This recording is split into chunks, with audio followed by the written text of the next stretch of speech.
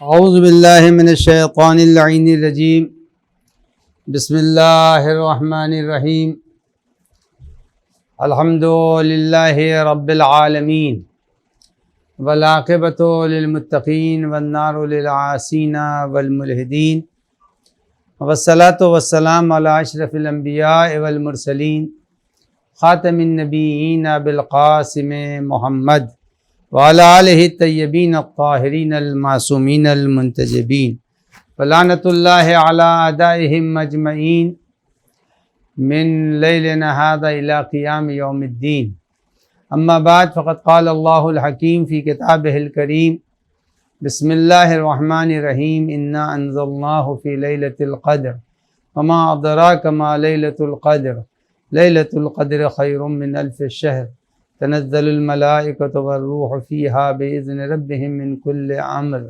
سلام ہی حتی مطلع الفجر صدق اللہ العلی العظیم وصدق رسولہ النبی الکریم۔ ناظرین محترم، آج نویں تقریر ہے سلسلے تفسیر سورہ مبارکہ قدر کی، اور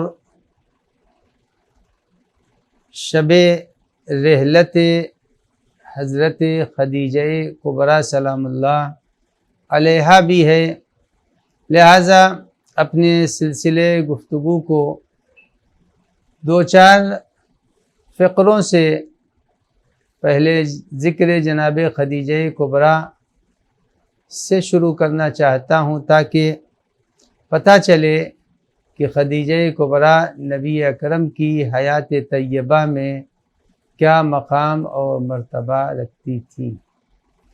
پیغمبر کی ازواج میں سب سے پہلی بیوی ہیں جناب خدیجہ کبریٰ سلام اللہ علیہا، اور جناب خدیجہ جب تک زندہ رہیں ان کی حیات میں پیغمبر نے کوئی شادی دوسری نہیں کی۔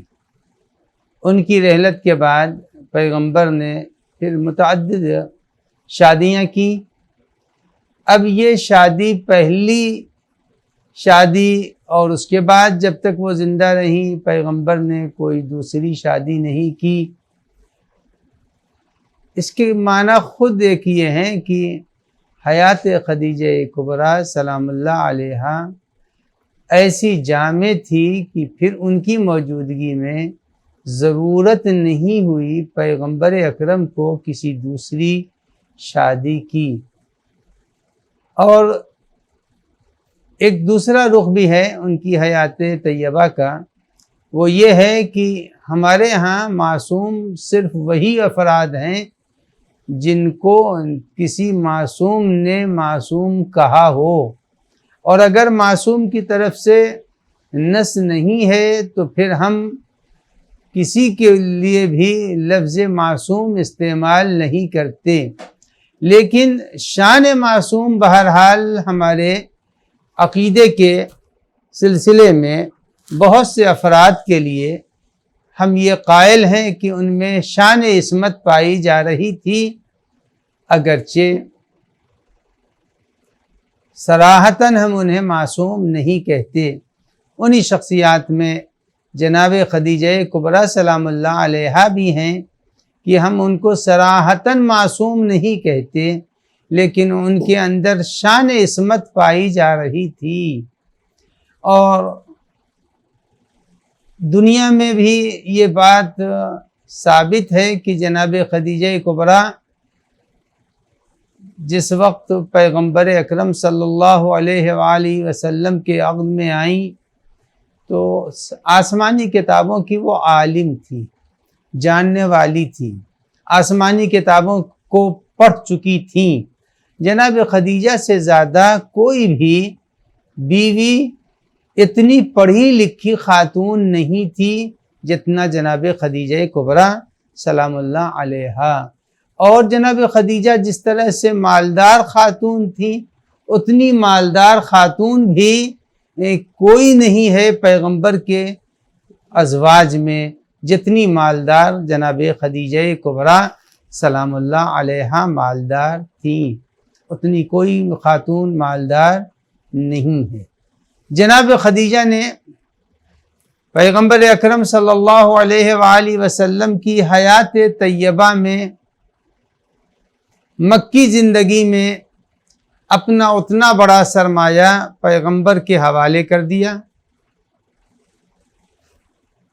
دنیا جانتی ہے، تاریخ شاہد ہے، اہل علم کو اس کی خبر ہے کہ جس وقت لوگ مسلمان ہو رہے تھے، کلمہ پڑھ رہے تھے اور دین پیغمبر اکرم کو قبول کر رہے تھے، تو ظاہر ہے کہ بہت سے لوگوں نے اپنے کاروبار کو چھوڑا، اپنی ملازمتوں کو چھوڑا، کچھ کو نکال دیا گیا فقط اس جرم میں کہ انہوں نے پیغمبر کی رسالت کی تصدیق کی تھی۔ لہٰذا ناداروں اور غریبوں کا ایک قافلہ تھا جس کی کفالت پیغمبر کو کرنی پڑ رہی تھی، چونکہ وہ ان کے کلمہ گو بن چکے تھے۔ لہٰذا تاریخ کہتی ہے کہ ایک دن پیغمبر اکرم خاموش بیٹھے ہوئے تھے اور فکر مند تھے۔ جب فکر مند تھے تو جناب خدیجہ آئیں اور جناب خدیجہ نے کہا، یا رسول اللہ، آپ اتنے فکر مند کیوں ہیں؟ تو پیغمبر نے جواب دیا، خدیجہ، کلمہ پڑھنے والے،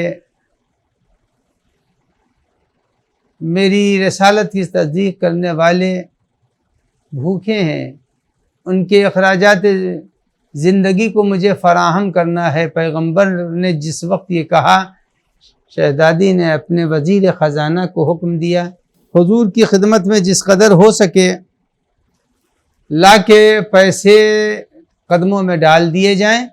جس وقت پیغمبر اکرم کے سامنے تاریخ کہتی ہے کہ وزیر خزانہ نے، اس زمانے میں سکے چل رہے تھے، درہم و دینار چل رہے تھے، جواہرات تھے جو جناب خدیجہ کی ملکیت تھے، اور ان کی دولت کا اندازہ یوں ہی لگایا جا سکتا ہے 6 مہینے تک انہوں نے اپنا ولیمہ کیا تھا، پورے اہل مکہ کو کھانا کھلایا، اور جو اشراف تھے وہ نہیں آتے تھے، اس لیے کہ ایک مرتبہ چلو دعوت خدیجہ میں چلے گئے، روزانہ تھوڑی جائیں، تاکہ لوگ یہ نہ سمجھیں کہ یہ کھانے کے بھوکے ہیں۔ لہذا رات کے اندھیرے میں جناب خدیجہ اشراف اور جو لوگ صاحبان شرافت تھے، غیرت مند تھے، ان کے یہاں جناب خدیجہ کھانے بھجوایا کرتی تھیں۔ یہ ہے جناب خدیجہ کی زندگی کا ایک رخ۔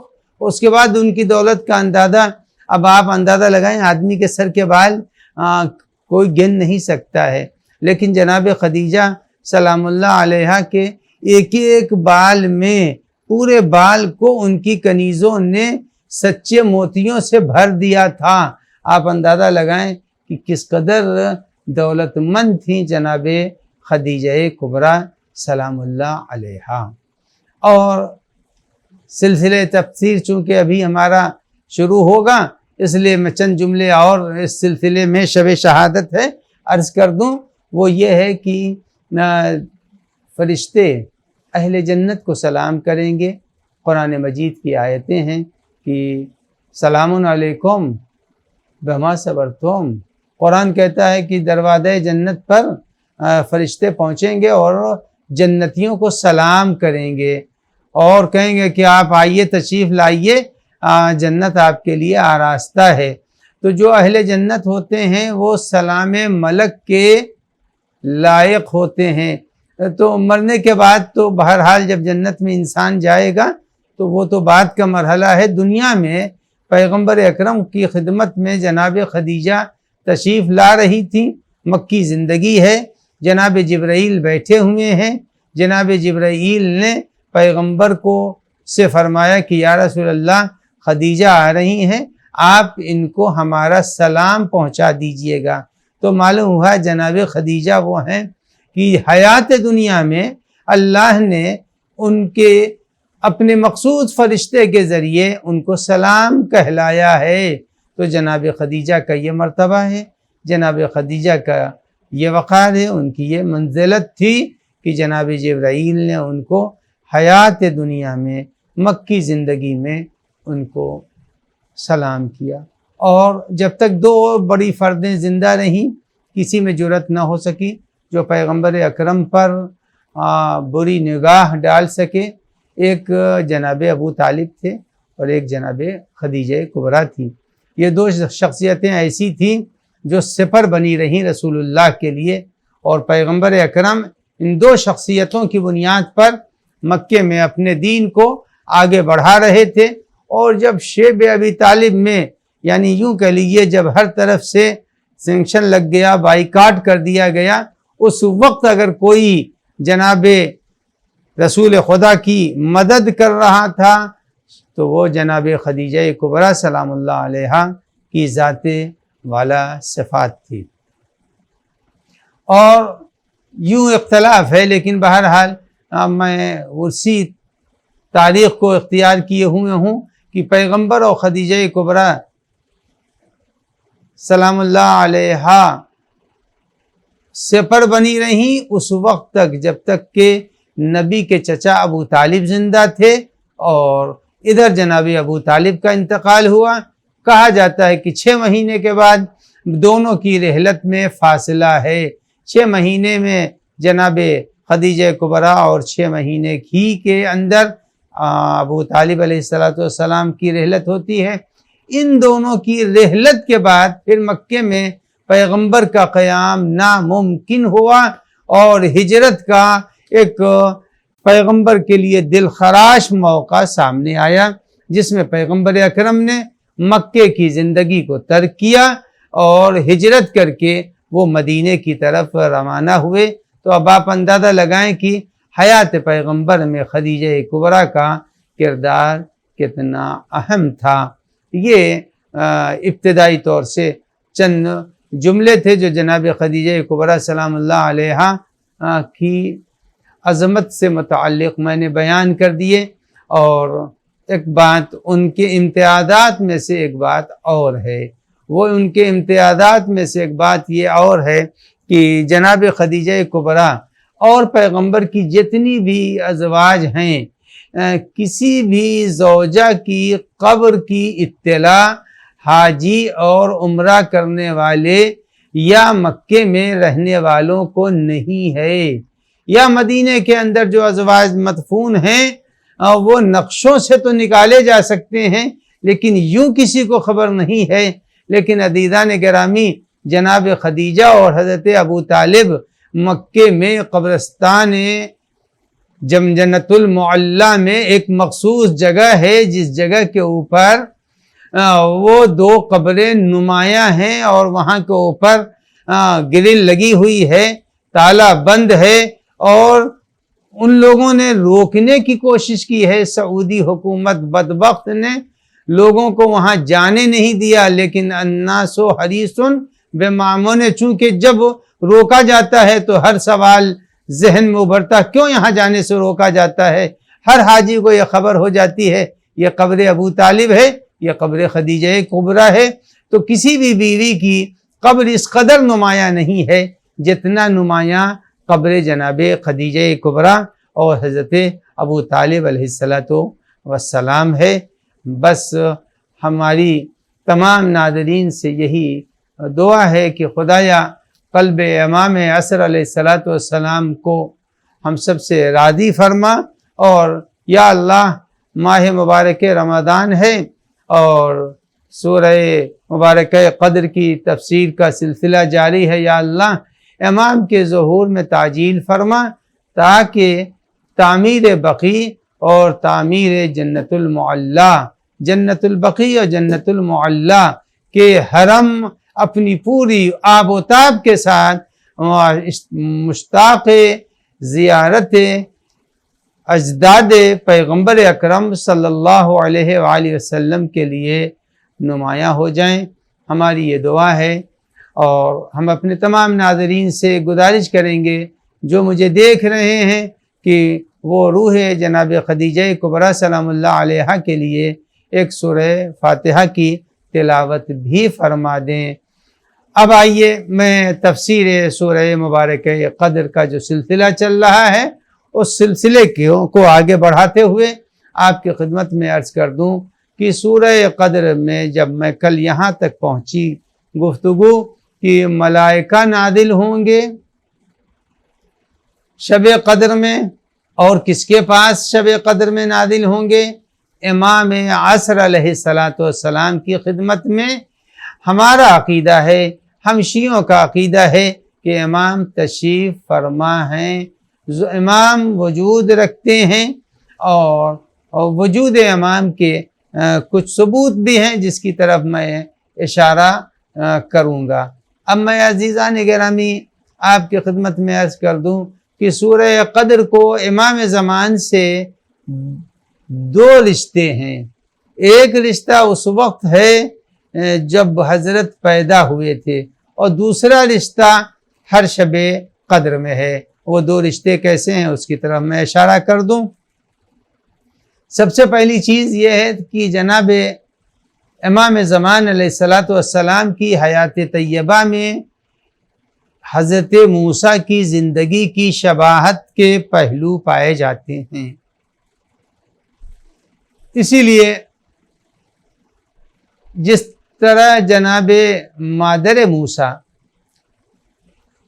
فرعون کو خبر دے دی گئی تھی کہ ایک بچہ پیدا ہونے والا ہے جو سلطنت فرعون کو تہس نہس کر دے گا اور برباد کر دے گا، تو فرعون نے عورتوں کے گھروں میں ہر عورت کے اوپر جانچ اور تحقیق کے لیے داعیہ معین کر دی تھی، جو عورتیں جاتی تھیں اور جانے کے بعد ہر گھر کی عورتوں کے شکم کا جائزہ لیتی تھیں کہ کس کے یہاں بچہ ہے اور کس کے یہاں بچہ نہیں ہے۔ تو جناب مادر موسیٰ کا جائزہ کئی بار لیا گیا۔ جب کئی بار لیا گیا جائزہ تو آتی تھیں آنے والی عورتیں اور آ کر کے فرعون کی طرف سے، اور وہ گھر کی عورتوں کا جائزہ لیتی تھیں، لیکن مادر موسیٰ کے شکم کے بچے کا پتہ ہی نہیں چلا ان لوگوں کو کہ ان کے شکم میں کوئی بچہ ہے۔ بس یاد رکھیے گا، جس طرح سے مادر موسیٰ جب جناب موسیٰ ہونے والے تھے اسی وقت ظاہر ہوا کہ ان کے ہاں ولادت ہونے والی، یہی حال تھا۔ امام حسن عسکری علیہ السلام نے جناب امام جواد کی بیٹی جناب حکیمہ خاتون سے کہا آپ رک جائیے گا اور یہاں کے اوپر آج آپ کو قیام کرنا ہے۔ تو جس وقت جناب حکیمہ خاتون سے کہا تو جناب حکیمہ خاتون نے کہا کہ کیا وجہ ہے، کوئی خاص مسئلہ ہے؟ تو کہا ہاں نرجس کے یہاں ولادت ہونے والی ہے۔ تو جناب حکیمہ بالکل چونک گئی، کہا کوئی آثار ولادت تو ہے نہیں، نہ آثار حمل ہے، کوئی چیز نہیں ہے۔ تو فرمایا کہ پریشان نہ ہوئیے آپ، یہ ہمارا بچہ جو ہے وہ بالکل موسیٰ کی طرح سے ہے۔ جناب نرجس خاتون سو رہی تھی اور اچانک قریب سحر اٹھی، اور اٹھنے کے بعد جناب نرجس خاتون نے حکیمہ خاتون سے کہا کہ اٹھیے، اور اب جب حکیمہ خاتون کہتی ہیں میں نے دیکھا کہ پورے طور سے جیسے کسی خاتون کے ہاں ولادت ہوتی ہے، آثار ولادت نمودار ہے، اور پتہ چل گیا کہ ان کے یہاں بچہ ہونے والا ہے۔ جب یہ کیفیت ہوئی تو اب مجھ کو حیرت ہوئی، تو جناب امام حسن عسکری علیہ السلام نے حکیمہ خاتون سے کہا کہ آپ بالکل پریشان نہ ہوئیے، حیرت زدہ نہ ہوئیے، اب آپ سورہ انا انزلنا کی تلاوت شروع کر دیجئے۔ یعنی معلوم ہوا کہ آمد ہے، ولادت ہے امام کی، ابھی امام زمان تشریف نہیں لائے ہیں، آثار ولادت ہیں۔ فرمایا کہ پھوئی آپ اب انا انزلنا کی تلاوت کیجئے۔ معلوم ہوا روز ولادت حضرت امام زمان، یہ بات طے ہو گئی تھی کہ یہی وہ امام وقت ہے جس کی خدمت میں ملائکہ شب قدر میں آتے رہیں گے۔ امام کی ولادت ہوتی ہے، جب امام کی ولادت ہوئی تو امام کی ولادت کے بعد جو بہت سے معجزات ہوئے ہیں ان معجزات کی طرف میں اشارہ بھی نہیں کروں گا، انشاءاللہ تعالی کسی موقع پر اشارہ کروں گا۔ اب آئیے ذرا سا عرض کر دوں کہ امام کے نام میں، اسماء امام میں، زمان علیہ السلام القاب امام میں نام تو نہیں لے سکتا، القاب میں ایک لقب ہے امام کا قائم، امام کے لقب میں۔ اور ہمارے ہاں ائمہ طاہرین کے القاب میں کچھ وہ معصوم ہیں جن کا لقب اللہ نے دیا ہے۔ مثلا امیر المومنین کے لیے مرحوم صدوق نے لکھا کہ علی نام ان کو اس لیے ملا چونکہ انہی کا عقد فقط آسمان پر ہوا ہے، بلندی پر، ورنہ کوئی عقد آسمان پر نہیں ہوا، اس لیے اللہ نے ان کو علی کے لقب سے یاد کیا ہے۔ یا چوتھے امام زین العابدین علیہ السلام کے لیے بھی علماء کا ہے کہ امام جس وقت نماز پڑھ رہے تھے اور شیطان نے امام کو ایذائیں دینی چاہیے، تو یاد رکھیے گا بعض لوگ کہتے ہیں جو نادان ہیں، جاہل ہیں، کہ شیطان نے کہا کہ انت سید الساجدین، لیکن ایسا نہیں ہے۔ روایت میں یہ ہے پیغمبر نے فرمایا تھا کہ زین العابدین سید الساجدین ہیں۔ تو اسی طرح سے یہ امام زمان علیہ السلام بھی وہ ہیں جن کا لقب قائم اللہ نے دیا ہے، کسی اور نے نہیں دیا، اور مختلف جگہوں پر بھی ہے۔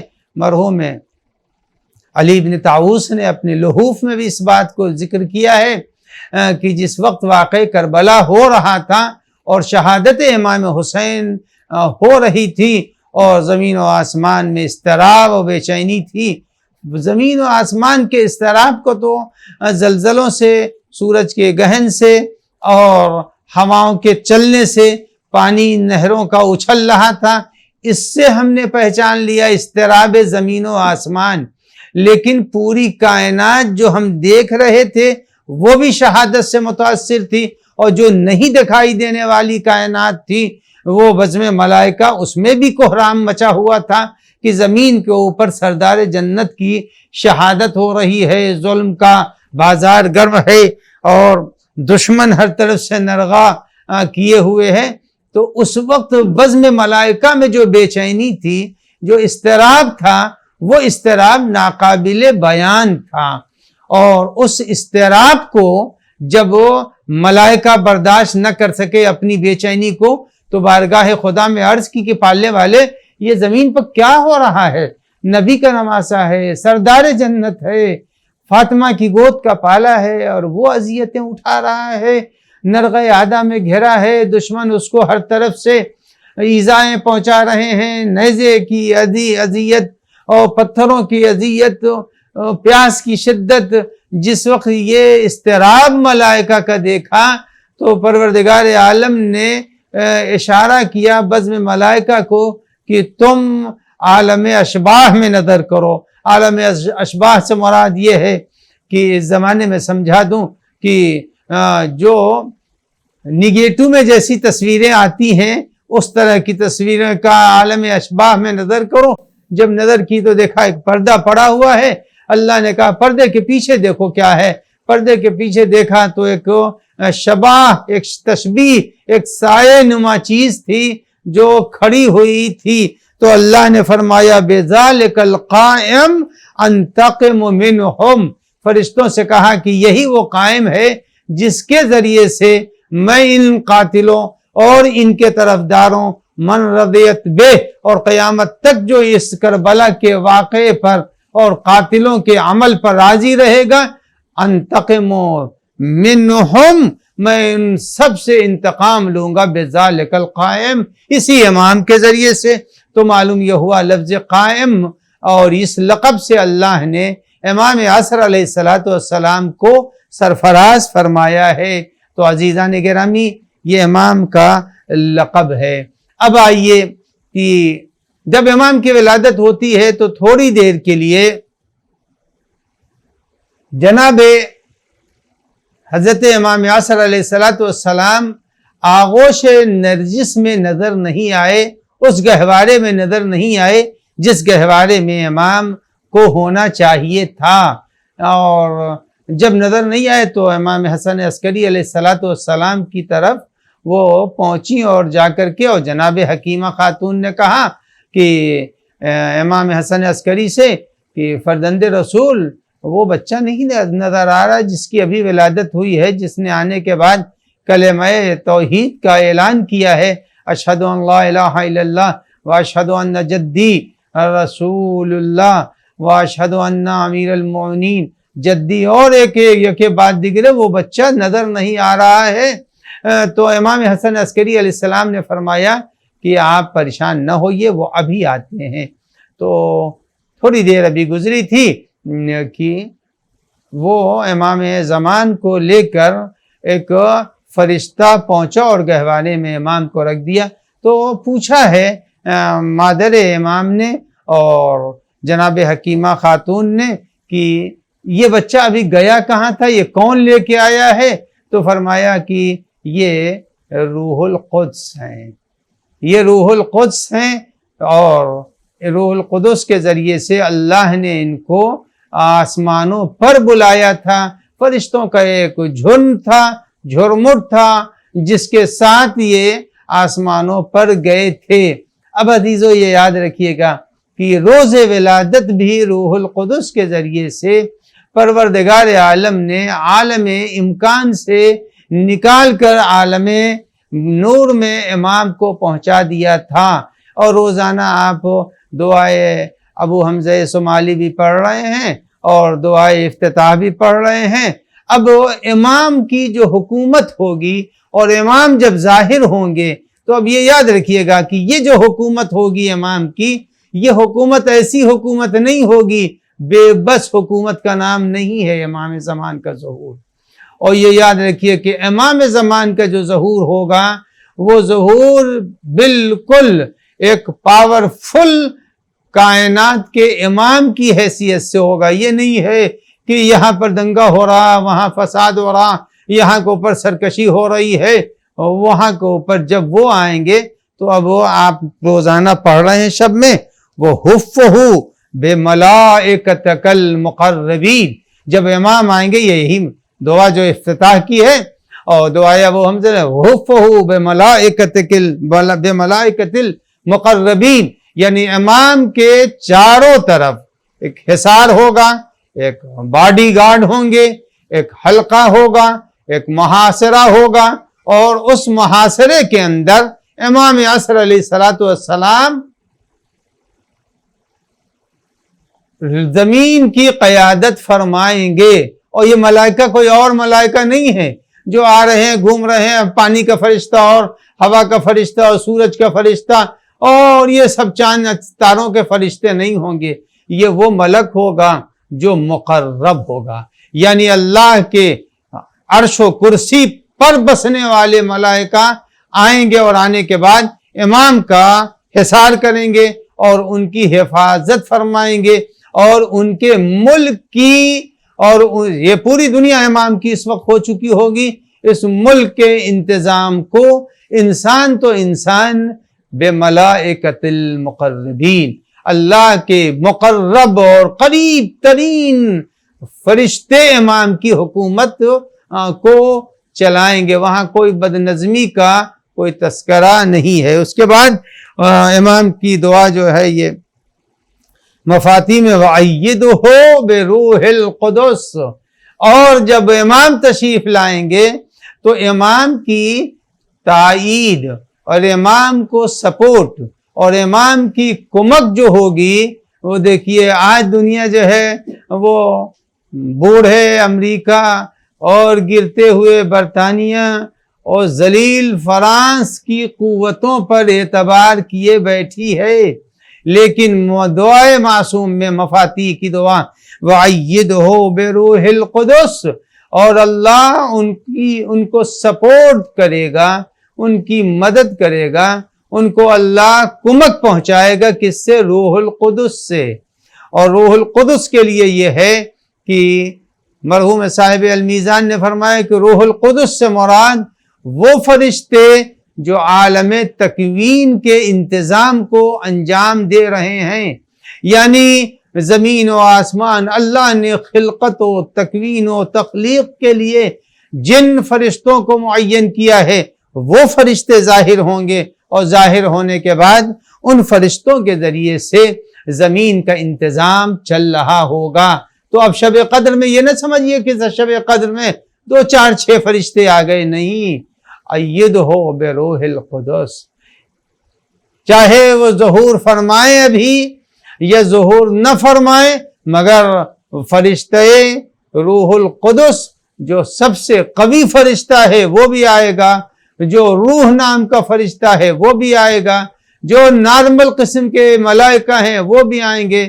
تنزل الملائکۃ والروح، سب کے سب بارگاہ امام میں پہنچیں گے، حاضری دیں گے۔ اور جب امام آئیں گے تو اس امام کے تذکرے کو مفاتیح میں شیخ عباس قمی نے جن دعاؤں کو بیان کیا اس میں سے ایک دعا کا عدل منتظر کہا ہے، یعنی امام زمان کو عدل منتظر کا ہے۔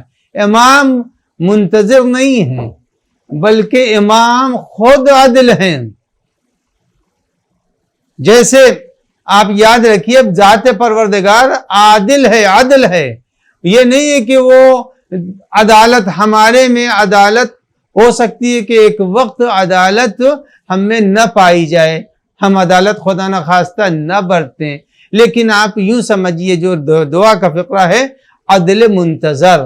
یہ بتائیے ہر چیز میں مٹھاس شکر سے ہوتی ہے، مگر شکر میں مٹھاس اس کی ذاتی ہے، تو معلوم ہوا کہ امام کا وجود عدل منتظر ہے، عدل مجسم ہے، جہاں کے اوپر کہیں سے کوئی نہ کجی ہے، نہ انحراف ہے، نہ ظلم ہے، نہ حق تلفی ہے، کچھ بھی نہیں ہے، وہ عدل مجسم ہے، ذات اس کی عدل ہے۔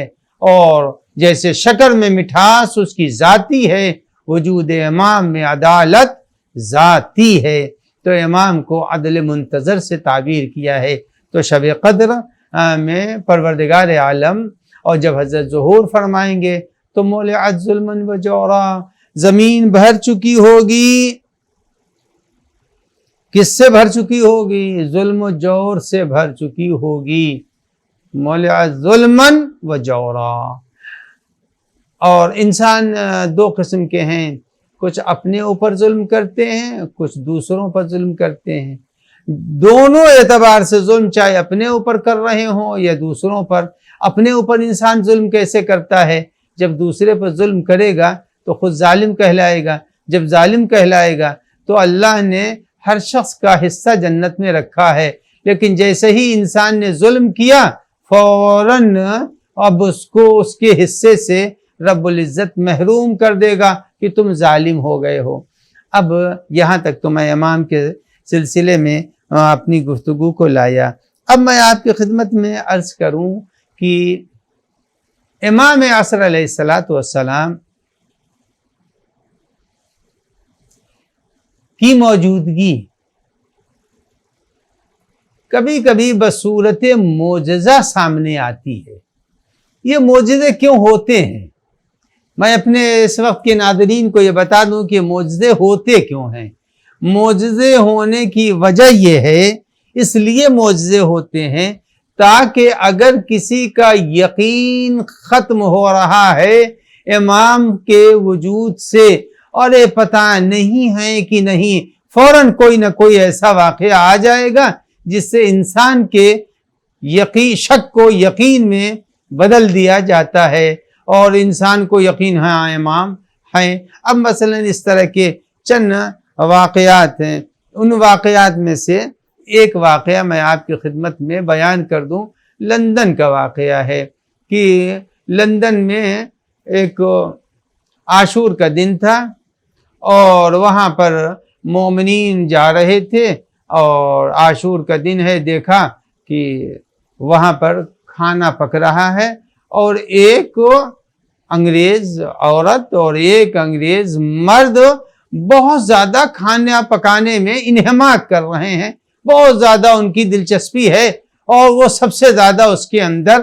تو ایک مجلس میں شرکت کرنے والے نے پوچھا بھائی کہ یہ تو گورے لوگ ہیں، ان کو اتنا شوق ہے، یہ کھانا پکانے میں ساتھ دے رہے ہیں اور بہت ہی زیادہ دلچسپی ہے اور یہ بھی نہیں دکھاوا نہیں، دل سے یہ عاشور کے فاقہ شکنی کے کھانے میں لگے ہوئے ہیں، تو کسی نے بتایا کہ یہ لوگ ہو چکے ہیں شیعہ، مسلمان ہو چکے ہیں، شیعہ ہو گئے ہیں، لہٰذا چونکہ تازہ شیعہ ہیں اس لیے ان کو زیادہ اس کا شوق ہے کہ ہم خدمت کریں عزائے امام کی۔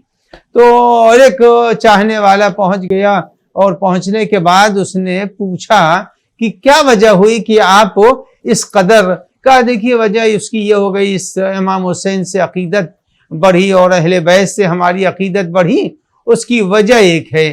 اب وہ خاتون نے بیان کیا، اور بیان یہ کیا کہ میں حج میں گئی ہوئی تھی اور اچانک میرا قافلہ مجھ سے چھوٹ گیا، اور میں نے بہت تلاش کیا ادھر ادھر، مگر ہمیں ہمارا قافلہ اور خیمہ عرفات کے میدان میں مل ہی نہیں رہا تھا۔ میں بہت پریشان تھی، بہت زیادہ پریشان تھی۔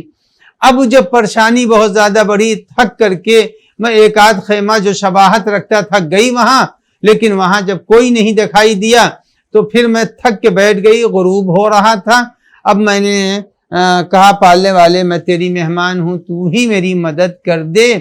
میں بیٹھی ہوئی تھی، تھک کر بیٹھی ہوئی تھی، قافلہ مل نہیں رہا تھا، اتنے میں ایک خوبصورت نوجوان آیا اور اس نے بہترین انگریزی میں کہا کہ تم اپنے قافلے سے چھوٹ گئی ہو، چلو میں تمہیں پہنچا دوں۔ یہ خاتون کہتی ہیں 2-4 قدم میں چلی کہ مجھے ہمارا قافلہ اور خیمہ نظر آ گیا۔ جیسے ہی خیمہ نظر آیا ہم حیرت زدہ ہوئے کہ اتنا جلدی، اتنا قریب خیمہ تھا، اور میں اتنی دیر سے خیمہ تلاش کر رہی تھی اپنا، اور مجھے عرفات میں اپنا خیمہ نہیں مل رہا تھا۔